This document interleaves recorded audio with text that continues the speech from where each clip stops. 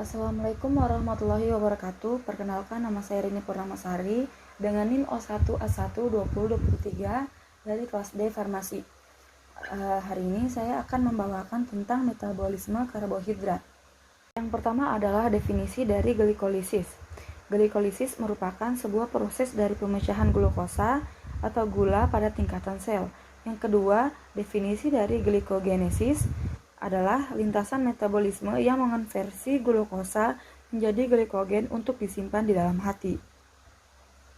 Definisi dari glikogenelosis merupakan proses pemecahan molekul glikogen menjadi glukosa. Yang terakhir, definisi gluconeogenesis adalah proses sintesis atau pembuatan glukosa dari senyawa non-karbohidrat di dalam tubuh. Siklus glikolisis. Glikolisis dapat terjadi pada sel hewan, tumbuhan, dan serta mikroorganisme melalui berbagai tanpa reaksi.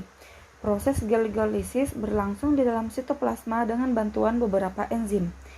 Glikolisis merupakan tahap pertama dari respirasi aerob yang memproses glukosa menjadi energi. Tahap tersebut akan terjadi apabila ada oksigen di dalam jaringan, sehingga disebut dengan respirasi aerob. Energi dalam bentuk ATP yang dihasilkan dalam proses glikolisis selanjutnya digunakan dalam berbagai proses yang memerlukan energi, sebab ATP adalah molekul penyimpanan energi. Di sini ada beberapa proses terjadinya glikolisis.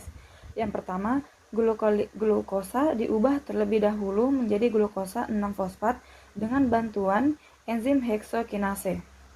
Kemudian, glukosa 6-fosfat diubah menjadi fruktosa 6-fosfat yang akan dikatalis enzim fosfoheksosa isomerase. Tahap yang ketiga, fruktosa 6-fosfat diubah menjadi fruktosa 1,6-bifosfat. Pada reaksi ini akan dikatalisis oleh enzim fosforuktokinase dan membutuhkan energi dalam bentuk ATP. Selanjutnya, 1,6-bifosfat yang mempunyai 6 atom C dipecah menjadi gliserildehid 3-fosfat yang memiliki 3 atom C serta dihidroksil aseton fosfat atau 3 atom C, yang mana proses reaksi yang terjadi dikatalisis oleh enzim aldolase. Pada satu molekul dihidrokisil aseton fosfat yang terbentuk dalam selanjutnya diubah menjadi gliserildehid 3-fosfat dengan bantuan enzim triosa fosfat isomerase.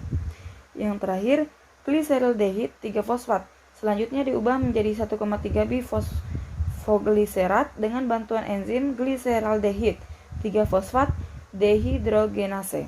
1,3-bifosfogliserat diubah menjadi 3-fosfogliserat dengan bantuan enzim fosfogliserat kinase. Selanjutnya, 3-fosfogliserat tersebut diubah menjadi 2-fosfogliserat dengan bantuan enzim fosfogliserat mutase. Kedua fosfogliserat tersebut selanjutnya diubah menjadi fosfoenal pirufat dengan bantuan enzim enolase. Fosfoenal pirufat yang dihasilkan selanjutnya diubah menjadi pirufat yang akan dikatalisis enzim pirufat kinase. Di sini terdapat pengertian dari siklus Krebs. Siklus Krebs merupakan bagian dari respirasi aerob yang di dalamnya terdapat beberapa proses yang cukup kompleks.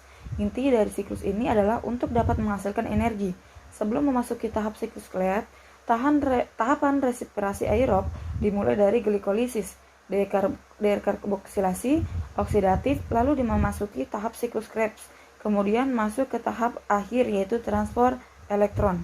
Rangkaian reaksi metabolisme respirasi aerob pada sel yang menghasilkan energi dari asam pirufat hasil dari glikolisis.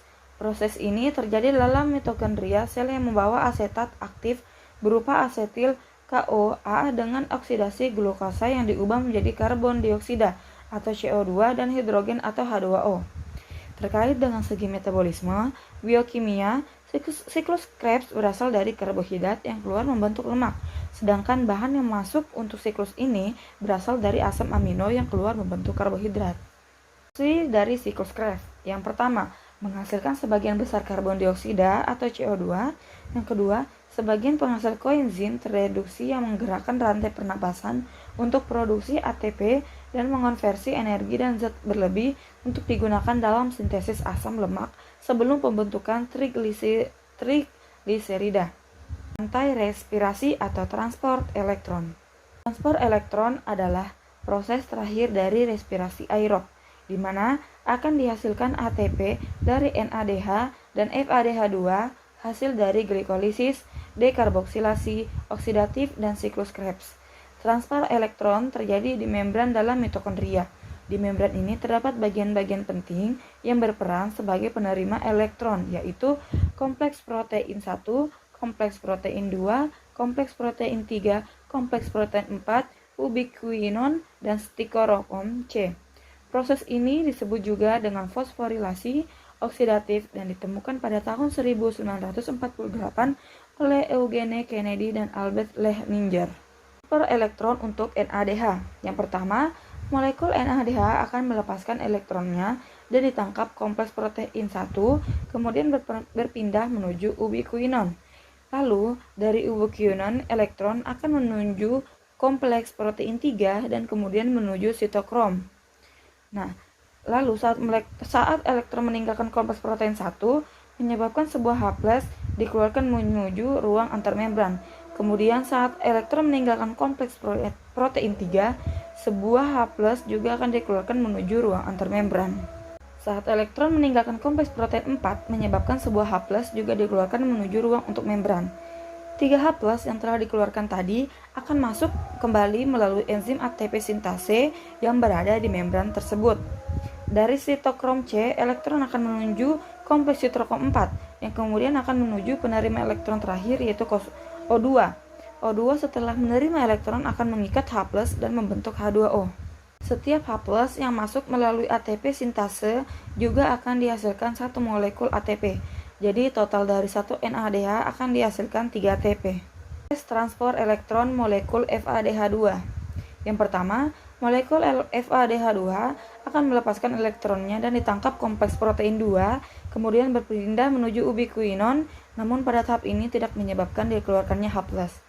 Yang kedua, kemudian elektron akan meninggalkan ubiquinon dan menuju kompleks protein 3, sitokrom C dan kompleks protein 4. Yang ketiga, saat elektron melewati kompleks protein 3 dan 4, masing-masing menyebabkan dikeluarkannya molekul H+. Yang terakhir, jadi hanya 2 H+ yang dikeluarkan hingga nantinya masuk kembali melalui ATP sintase dan terbentuk 2 ATP. Akhir cerita elektron juga akan ditangkap oleh O2 menghasilkan H2O. Dari kedua proses di atas, NADH menghasilkan 3 molekul ATP, sedangkan FADH2 menghasilkan 2 molekul ATP.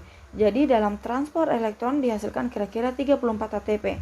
Ditambah dari hasil glikolisis dan siklus Krebs, maka secara keseluruhan reaksi respirasi seluler menghasilkan total 38 ATP dari satu molekul glukosa. Hubungan metabolisme. Hasil pencernaan lemak atau asam lemak dan gliserol dan protein atau asam amino masuk ke dalam jalur respirasi sel pada titik-titik yang diperlihatkan. Beberapa titik yang sama bekerja untuk mengalirkan kelebihan zat intermedier ke dalam jalur anabolisme ke sintesis lemak dan asam amino tertentu. Glikolisis aerob dan energi ATP yang dihasilkan satu glukosa. Proses yang terjadi pada respirasi anaerob hanya glikolisis dan transport elektron aja.